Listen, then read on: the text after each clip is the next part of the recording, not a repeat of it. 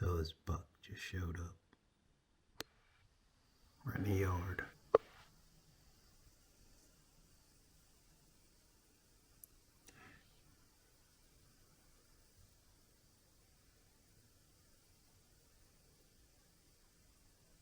He's got a crooked horn.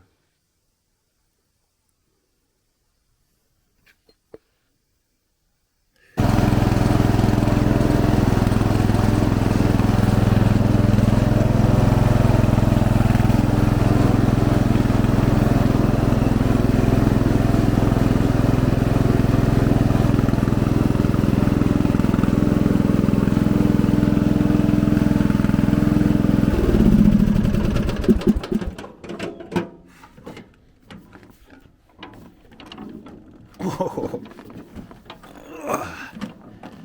Talk about Pop-a-Wheelie. Pop-a-Wheelie.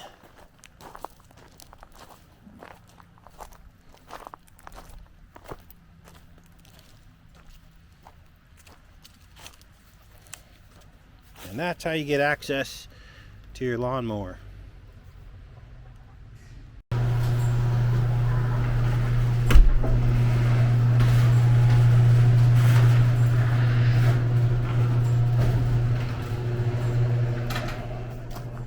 Well, nothing goes to waste on the homestead.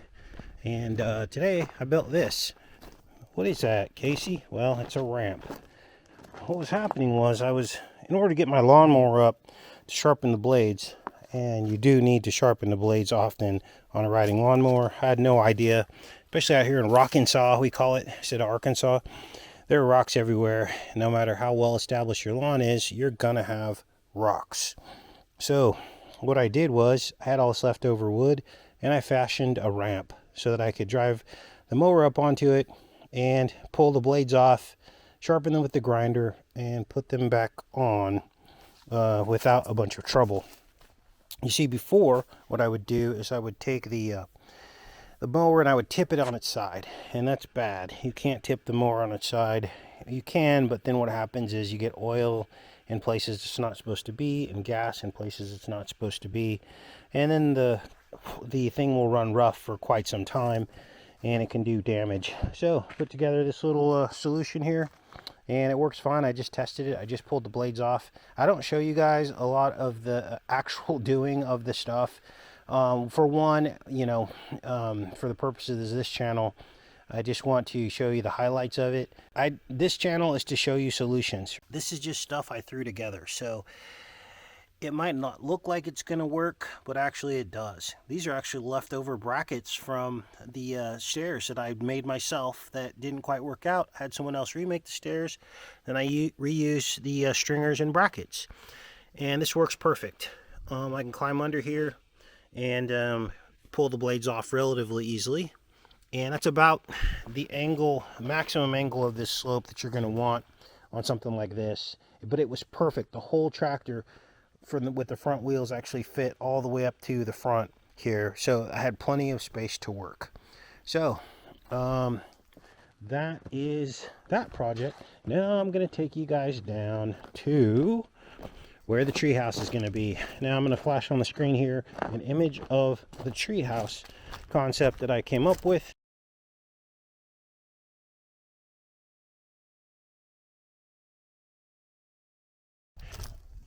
And now I'm going to show you where it goes.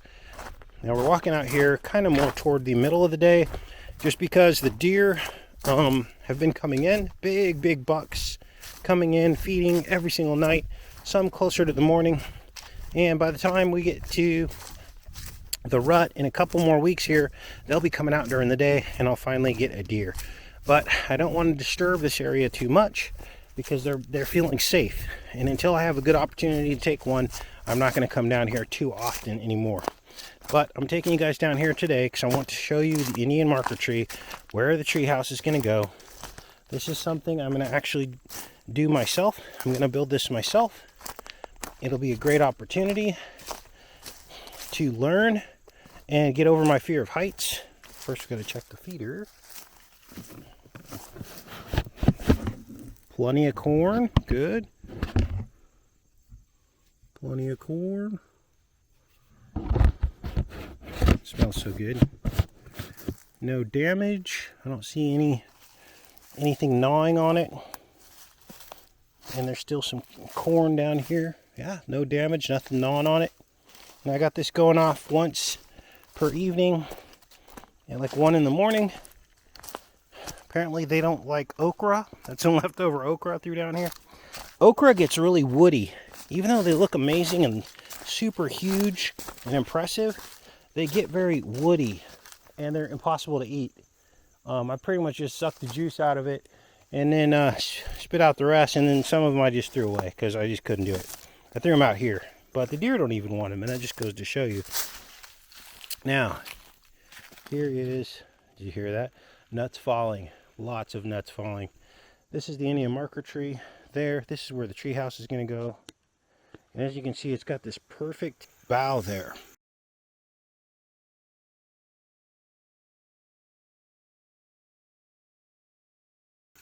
And let me get a different angle on this, because what we can do is there is a bit of a I guess you call it a angle to this bough, as you can see.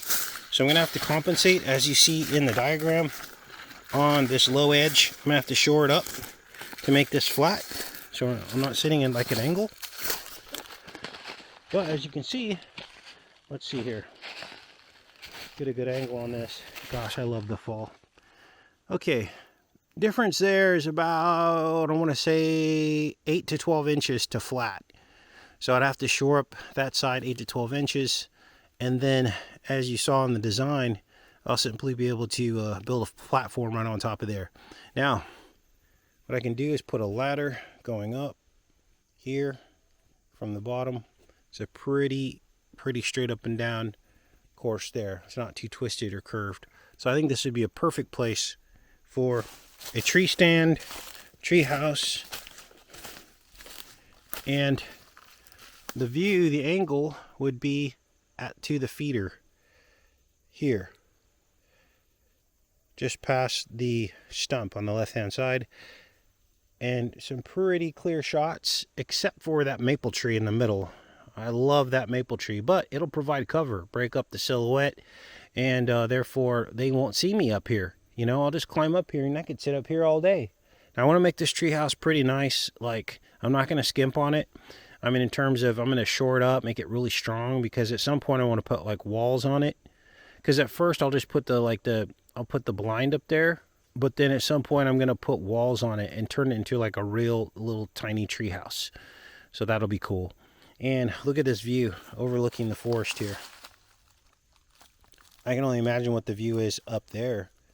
Now, I have not gone up into this tree. The highest I've been is like on the ladder. Look how beautiful that is. He's got a lot of fallen trees on his property. Now, this is about where the property line is. So if you go straight up the hill, my property marker is like right up the hill there. So it's cutting it close, but this is on my property. So very cool. Can't wait to show you guys the beginnings of that. I may start the project either in the fall or in the spring. But there are acorns everywhere. These, look at all these acorns. Millions and millions of acorns this year. Big acorn here. So I don't know what's up with that, but hey, that's cool. Brings in more deer. They love this white oak and the red oak.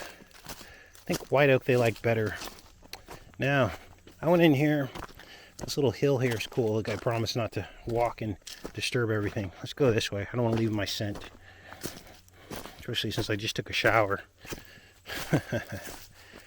Okay, so down in there are some cool little green cedar trees and things like this, and ferns growing in there that I try to want to maintain and allow to kind of propagate in this little area here, because it's just so nice.